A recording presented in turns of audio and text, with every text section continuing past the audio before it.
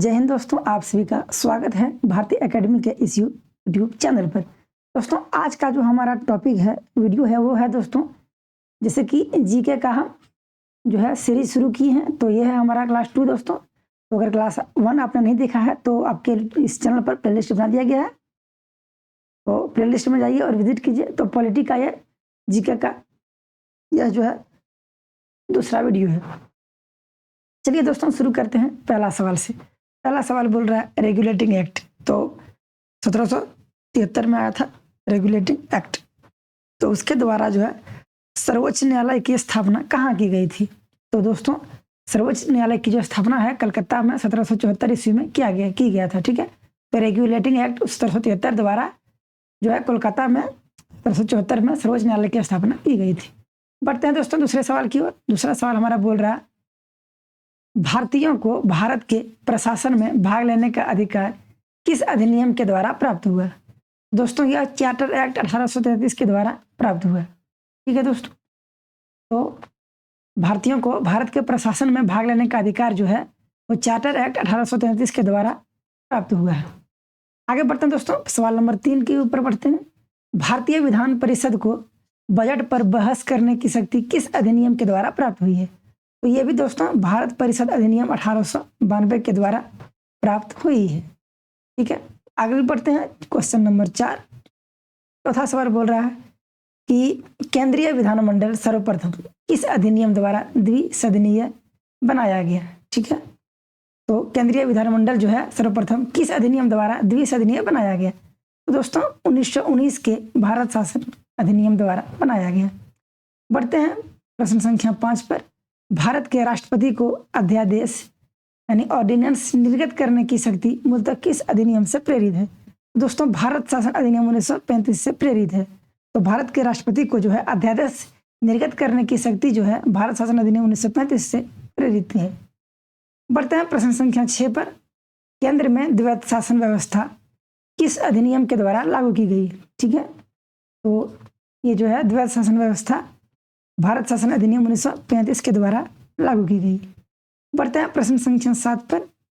7 number बोल रहा है ब्रिटिश भारत में किस अधिनियम में संघीय शासन का प्रावधान था? तो दोस्तों यह जो है भारत शासन अधिनियम 1935। ठीक है, तो ब्रिटिश भारत में भारत शासन अधिनियम 1935 में जो है संघीय शासन का प्रावधान था। प्रश्न संख्या 8 क्या बोल रहा है दोस्तों?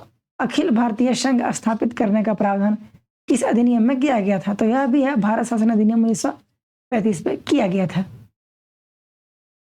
प्रश्न संख्या 9 दोस्तों, एक निर्वाचित संविधान सभा द्वारा भारत के संविधान का निर्माण करने का प्रस्ताव किसके द्वारा दिया गया था? तो दोस्तों क्रिप्स मिशन द्वारा दिया गया था।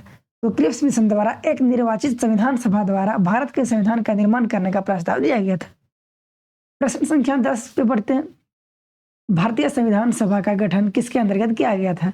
दोस्तों कैबिनेट मिशन 1946 ईस्वी के अंतर्गत जो है कैबिनेट मिशन जो है 1946 में जो लाया था उसी के अंतर्गत किया गया है। प्रश्न संख्या 11 क्या बोल रहा है दोस्तों? कैबिनेट मिशन द्वारा प्रस्तुत योजना के अनुसार संविधान सभा में प्रांतों से प्रतिनिधियों का निर्वाचन किस अनुपात में था? तो दोस्तों वह जो है 10 लाख की जनसंख्या पर एक सदस्य, तो 10 लाख बराबर एक सदस्य, यही था दोस्तों। चलिए आगे बढ़ते हैं, प्रश्न संख्या 11 देखते हैं क्या बोल रहा है। भारतीय संविधान का निर्माण करने वाली संविधान सभा के सदस्यों का चुनाव किसके द्वारा किया गया था? तो विभिन्न प्रांतों की विधानसभाओं के द्वारा किया गया था। ठीक है, बढ़ते हैं प्रश्न संख्या 13 पे। भारत की संविधान सभा की पहली बैठक कब हुई थी? तो दोस्तों 9 दिसंबर 1946 को संविधान सभा की फर्स्ट जो है इसकी बैठक हुई थी। ठीक है, आगे बढ़ते हैं प्रश्न संख्या 14 पे। संविधान सभा का अस्थाई यानी नहीं, ये पूरा कंप्लीट है, अस्थाई है। ठीक है, तो परमानेंट चेयरमैन, तो संविधान सभा का जो परमानेंट चेयरमैन है उसे डॉक्टर राजेंद्र प्रसाद को संविधान सभा का अस्थाई अध्यक्ष चुना गया था।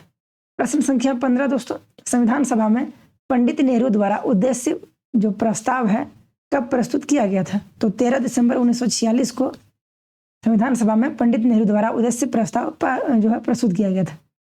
प्रश्न संख्या 16 दोस्तों, नेहरू द्वारा प्रस्तुत उद्देश्य प्रस्ताव संविधान सभा में कब स्वीकृत किया गया था?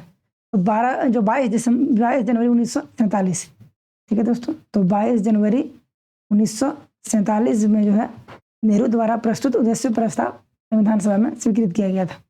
प्रश्न संख्या 17, भारतीय संविधान के निर्माण काल में संविधान सभा में कुल कितने अधिवेशन हुए थे? तो संविधान जो है, भारतीय संविधान का जब निर्माण हुआ था तो उस काल में संविधान सभा के कुल जो है 12 अधिवेशन हुए थे। ठीक है, पढ़ते हैं अगला प्रश्न संख्या 18। ये आप जानते होंगे दोस्तों, भारतीय संविधान के निर्माण में संविधान सभा को कितना समय लगा था? तो दोस्तों 2 वर्ष 11 माह और 18 दिन। ठीक है, तो 2 ईयर 11 मंथ एंड 18 डेज लगा था। ठीक है, प्रश्न संख्या 19 पे आते हैं, नेक्स्ट पे। भारतीय संविधान सभा के संवैधानिक सलाहकार कौन थे? तो दोस्तों सर BN राव जो है, BN राव जो है, ये संवैधानिक जो सलाहकार थे संविधान सभा के। ठीक है, प्रश्न संख्या 20 और अंतिम प्रश्न दोस्तों, भारत की संविधान सभा ने वर्तमान रूप में राष्ट्रीय ध्वज को कब अपनाया? तो दोस्तों 22 जुलाई 1947 को संविधान सभा ने राष्ट्रीय ध्वज को अपनाया था। ठीक है, तो ये है हमारा दोस्तों टॉप 20 जो क्वेश्चन है, ये हमारा 20वां प्रश्न। तो thank you so much video में बने रहने के लिए। आपको वीडियो कैसी लगी दोस्तों? वीडियो को लाइक कीजिएगा और चैनल को सब्सक्राइब कर लीजिएगा। कमेंट करके बताइएगा दोस्तों आपको वीडियो कैसी लगी।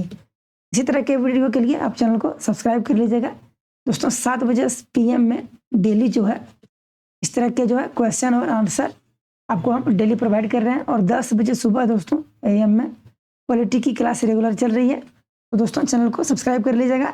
और दोस्तों 4 बजे शाम में और PM में जो है हिंदी व्याकरण, तो हिंदी व्याकरण की क्लासेस आ रही है दोस्तों, तो चैनल को सब्सक्राइब कर लीजिएगा। मिलते हैं अगले वीडियो में, तब तक के लिए धन्यवाद।